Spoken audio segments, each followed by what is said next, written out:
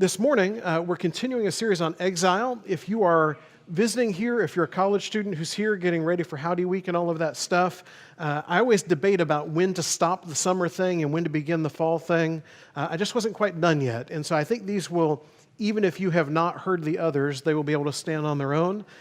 Or if you are moving into a dorm this week and need help getting to sleep, you can go to YouTube and find the old ones and download those and catch up. But we've been talking about Exile all summer and how similar some of the things about exile are to the lives that we live here in America in 2023. And although we have not been dragged off somewhere, sometimes it feels like something has been dragged to us, and we have had to totally adapt the way we have been used to doing life along the way.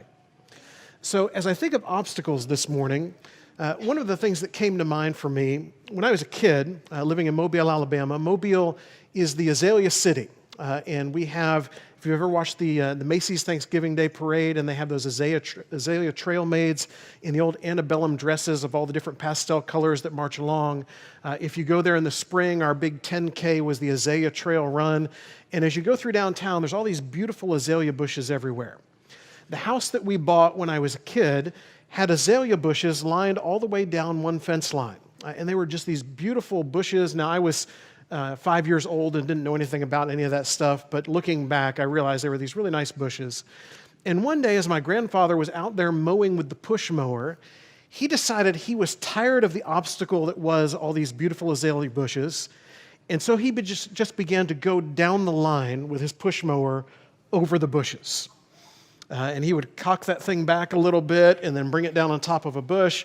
And the next thing you know, this whole line there were probably 10 or 12 of these just perfect azalea bushes are gone. And my grandmother, who was not normally an incredibly positive person to begin with, when he came in and she looked outside, she was just beside herself. She could not imagine why he had done this. And in his mind, it was this obstacle that had to be overcome. And from here on out, every time he would mow the lawn, it would be about 15 minutes faster because he didn't have to mow around each of those 10 azalea bushes. And what he didn't understand is also every time his wife would go out in the backyard and look at that line, she would shake her head and wonder who in the world she had married. I watched all this unfold, and I think for us in life, we run into a lot of obstacles with things. As we come into this new school year, there will be some of you who are students who have left your favorite teacher last year, and you're going to have to learn how to adapt to a new one. For some of you as teachers, I know you don't really have favorites, but you have left your favorite class last year, and now you're going to have to adapt to a new one. For some of us, we've left favorite subjects, favorite whatevers. For those of us who are not in the midst of school and all of those things, it is Sunday, and I hate to break it to you, but tomorrow is Monday. And tomorrow it all starts over again. And all of those things that you've tried to escape from over the weekend, you go back to them, and life is what it is again. For those of you who were here yesterday for God's Girls, and you were uplifted by fine quality keynote speaking from my wife, who I heard good things about. For those who were here and you're built up, for those who have been to camps over the summer and you're built up there, and then you come back to regular life, for those who have been on vacation, and then you come back to regular life, and here you are again with all the obstacles that you face. How do we go about facing those obstacles? And I think from Nehemiah, we could learn lots of different things, but this morning we're going to talk about how Nehemiah and how the people that he is dealing with go about overcoming obstacles. And I'm trying to click, but it's not clicking for some reason. Maybe? There we go. All right. So we're going to talk about overcoming obstacles this morning, and we'll begin in the latter part of Nehemiah chapter 2, kind of where we left off last time. Nehemiah chapter 2 and verse 17, Nehemiah has all these people together, and he said, I said to them, you see the trouble we're in. He has gone and scouted out Jerusalem to see what it looks like, see what the condition of the walls, the condition of the city, and he says, you see the trouble we are in, how Jerusalem lies in ruins with its gates burned. Come, let us build the wall of Jerusalem that we may no longer suffer derision.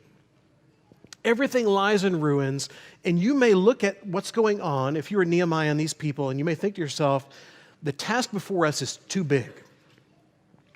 When I went to Harding as a freshman, 17-year-old freshman, new world, didn't understand how it all worked, didn't know what hours meant and all of those things, I will tell you, I completely blew that first semester. It was bad. It was one of those things that you still pray 30 years later that no one ever wants to see the transcript from that semester because it's bad. And I remember getting back to school in the spring and thinking to myself, I have dug a very large hole to try to get out of. And if you're a good student and you cannot associate with that, you probably have some version of that somewhere along the way in life, where there is something that is set before you and you think to yourself, I know I want this thing done. I know I want it to be right and to be good and all of that, but I'm just not sure how to go about this. It seems like it's too much for me. It seems like it's too big of a thing to be done. And I just can't imagine what Nehemiah is thinking as he looks at just this place in ruins of what do you do? It's too much. And I told them in verse 18, the hand of my God that had been upon me for good, and also of the words that the king had spoken to me. And we'll remind ourselves from last time, he was in prayer about what he was going to do. He's the cupbearer to the king, not necessarily a wall builder, but this is the task he feels like God has given him. And the king has given him permission and resources and all of that, and he knows they're equipped to do it. And they said, let us rise up and build, so they strengthened their hands for the good work. So although the task is too big, we have to remember in the midst of all of this, God is with us. And if you look at Scripture and just start looking at the stories of all these great people of faith and the things that they have done, what you realize throughout all of this is the task is always too big. When is the last time you did something worthwhile that was not a bit of a challenge? When is the last time that you really felt like you were fulfilled in having accomplished something, but it was something that was easy? It doesn't usually work that way, does it?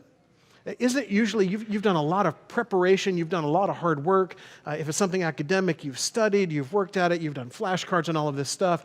If it's some sort of project, it's a project that's just a little bit beyond what you think you're capable of. If it's something at work, generally it's not the tedious little daily things, although sometimes those feel like victories. But most of the time it's something that's a little more substantial. And in the midst of all of that, what we see from God's people is God is with them through these things. There are not explanations as to why they should be able to do this on their own, and yet they happen. And in our lives, I think we see the same kind of thing. It's generally not a scale of Jerusalem wall building. But there is something that God is with us in, and we're able to accomplish because of that. But when Sanballat, and we were introduced to these guys the last time, by the way, they're kind of the hecklers along the way. When Sanballat the Horonite and Tobiah the Ammonite servant and Geshem the Arab heard of it, they jeered at us and despised us and said, what is this thing that you are doing? Are you rebelling against the king? So you may say to yourself, this is this thing I need to do, but I have this obstacle of people are talking. And we've probably all been there somewhere along the way, where people are talking about maybe you're not good enough or bright enough or strong enough or whatever this thing is. People have decided whatever the task is you have in mind, you are not going to be able to do it. And sometimes it's people that we don't know at all and they're just out there and they're yapping. Sometimes it's people that are close to you and we don't realize how discouraging the words are that we're saying to others. But we are so often brought down by that talk. I can't tell you the number of times that I have been discouraged somewhere along the way by what someone said, and it just begins to take root, and you just hear that voice in your mind all the time of you can't do this. And so for the people of Israel here with Nehemiah, they hear that voice out loud. Sanballat and the others who are saying, you can't do this. This is not a thing that's going to happen. So people are talking around us, and that still happens today. People talk about us individually. As a church as a whole here in the world, people talk about Christianity all the time and about the church and the negative impact it has and all of that, and we know better, and yet so often we let ourselves be paralyzed by that talk. So as the people are talking, he replied to them, the God of heaven will make us prosper, and we, his servants, will arise and build, but you have no portion or right or claim in Jerusalem. So all these people around us are talking, but at the same time, our God is listening. God has told us all throughout Scripture that if we are going to talk to him, he will listen to us. And we also see God in Scripture so many times where his people are challenged and struggling and things are not going their way. God hears their cry. God hears them and understands them and wants to help them. And he still does that for us today. When you feel like you live in a world in exile, God hears you in that. And it doesn't always seem like you get the answers that you're looking for in the timing that you're looking for, but God is here and He hears us. Moving along. So you may say to yourself, well, that all sounds good, but I don't know where to begin. You ever been there where you go out and you look at a task and you think to yourself, what do we do here?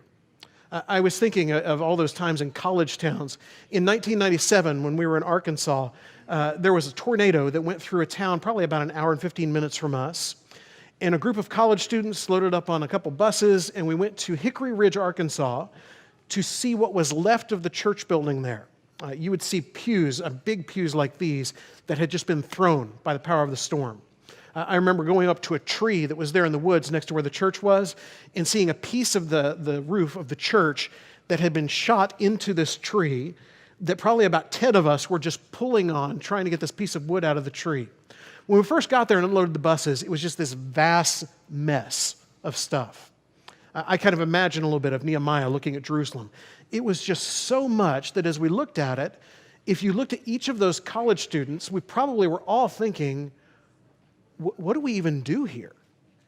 I mean, there's just so much debris, so much of a mess. And for a lot of us, it was, where do we start? In fact, the guy who was in charge of the group probably had the widest eyes of everyone there. And even he was thinking, I don't even know what we should do here. What should we do? And there was this one guy in the group who was kind of just this natural-born leader type of guy, not me, by the way, a natural-born leader type of guy who immediately realized, okay, let's start there. We will start there. We will do this thing. And isn't that the key? Rather than just sitting around and say, where do we start? We look around at a world that needs to hear the gospel. Where do we begin? Who's my one? You start somewhere with whatever it is. For those of you who are beginning a new school year, where do you start? Day one. Day one is a brand new year. Everything can be different than it was before, better than it was before, or if things were going great, you can pick right up where you left off. Where do we start? And so we see in chapter 3, verse 1, that Eliashib, the high priest, rose up with his brothers, the priests, and they built the sheep gate. They could have started anywhere on that wall, but they picked a spot where they were going to build a gate, and here is where it begins, because you have to start somewhere. So they picked this spot, they built the sheep gate, they consecrated it and set its doors.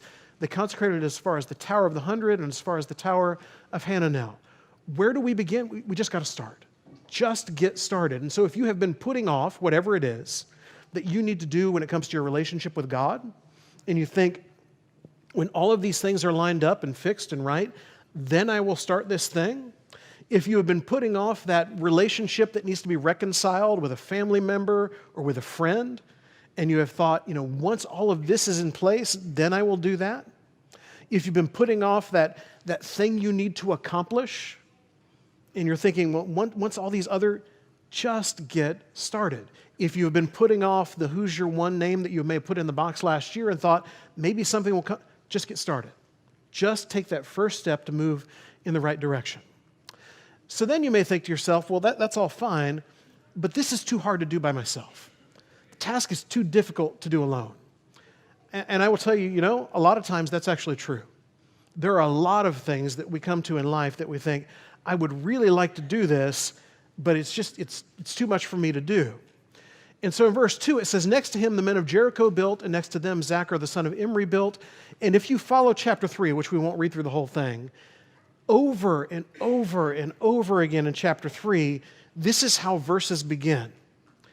So next to this guy, these people did this thing. And then next to these people did this thing. And next to these people did this thing. And what you find out is, if you look at this and you think, I can't do this on my own, work together. You're not supposed to. It is the reason we have the church. If you are a college student coming to ECU for the first time, I know the tendency is a lot of times you go home for the weekends because you're close by, and I get that. But the times you are here, let me encourage you. Be a part of the church family. Obviously, we would love it to be this one. We're kind of partial to here. But wherever it may be a part of the church family. What you will find in this church as you get to meet people is there are people whose connections were made as a part of the college group here at East Central. What I have found in speaking in Lawton and Blanchard recently is I met people in both places who still have fond memories of the college ministry here at Southwest because this is where they met lifelong friends. This is where they met their spouse. This is where they had those moments on mission trips, whatever it may be. They are together with others. You are not intended to live this Christian life by yourself. And if you feel alone in this world, God did not design it for you to feel that way. He wanted you to be with others. Think all the way back to the garden. What is the first thing that is not good? Man to be alone. You are designed to do this work together. And that is exactly how they build the wall. It's not one guy just out there with a bunch of bricks and mortar. It is this person doing this and this person doing this, and on they go down the line. So when Sanballat, skipping down to chapter 4 in verse 1, when Sanballat heard that we were building the wall, he was angry and greatly enraged, and he jeered at the Jews. And he said in the presence of his brothers and in the army of Samaria, what are these feeble Jews doing? Will they restore it for themselves? Will they sacrifice? Will they finish up in a day? Will they revive the stones out of the heaps of rubbish and burned ones at that? Tobiah the Ammonite was beside him. He said, yes, what are they building? If a fox goes up on it, he will break down their stone wall. In 2023 in America, who do these Christians think they are? I don't want to hear about your religion and your mystical book and your fairy tales and all of that. I don't need any of that. You've heard it before, haven't you?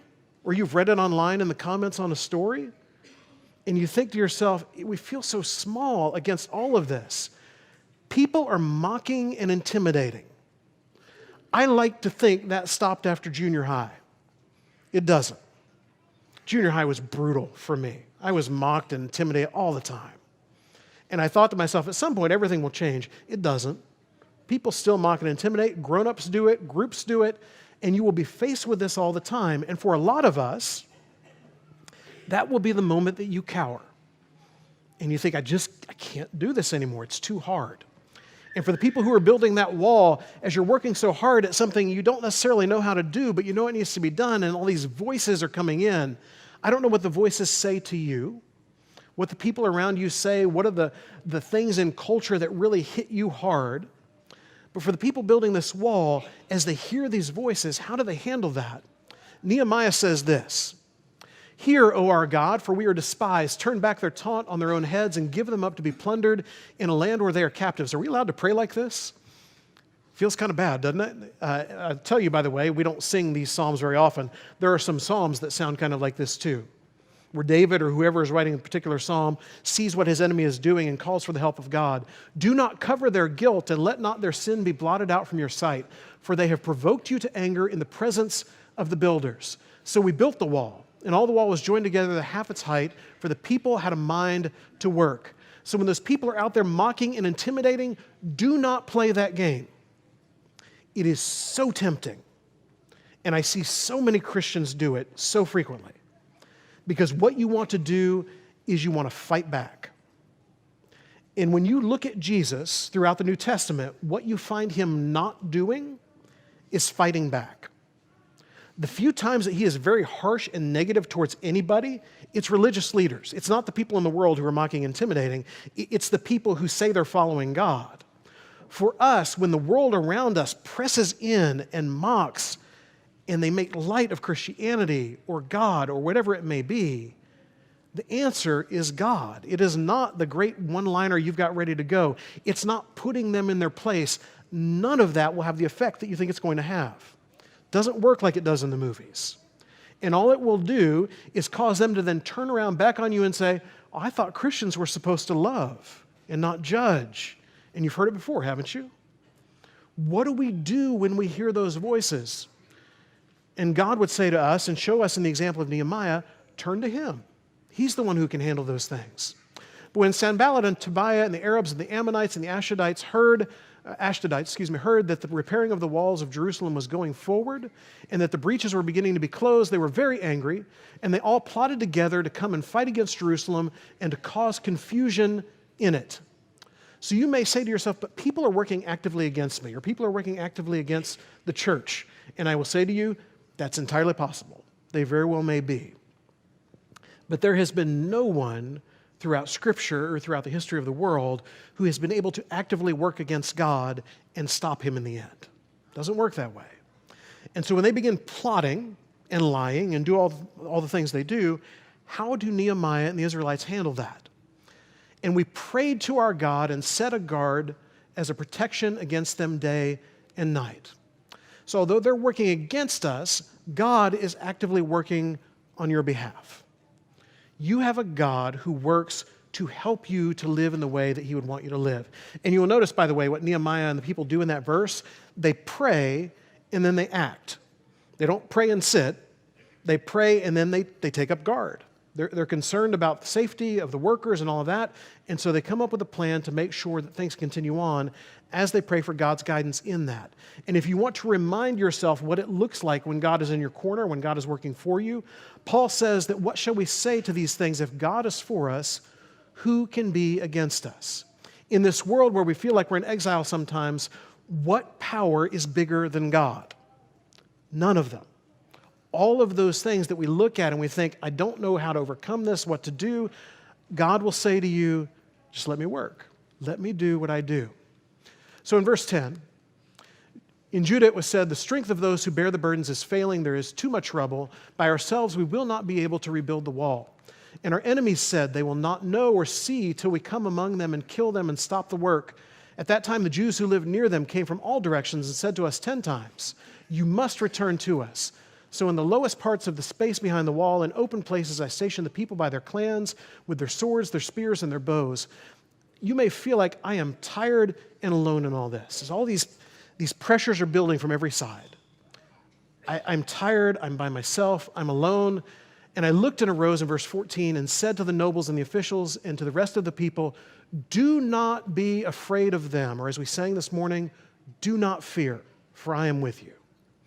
Do not be afraid of them. Remember the Lord who is great and awesome, and fight for your brothers, your sons, your daughters, your wives, and your homes. When our enemies heard that it was known to us and that God had frustrated their plan, we all returned to the wall, each to his work. You may feel like you are tired and alone, but God is with you.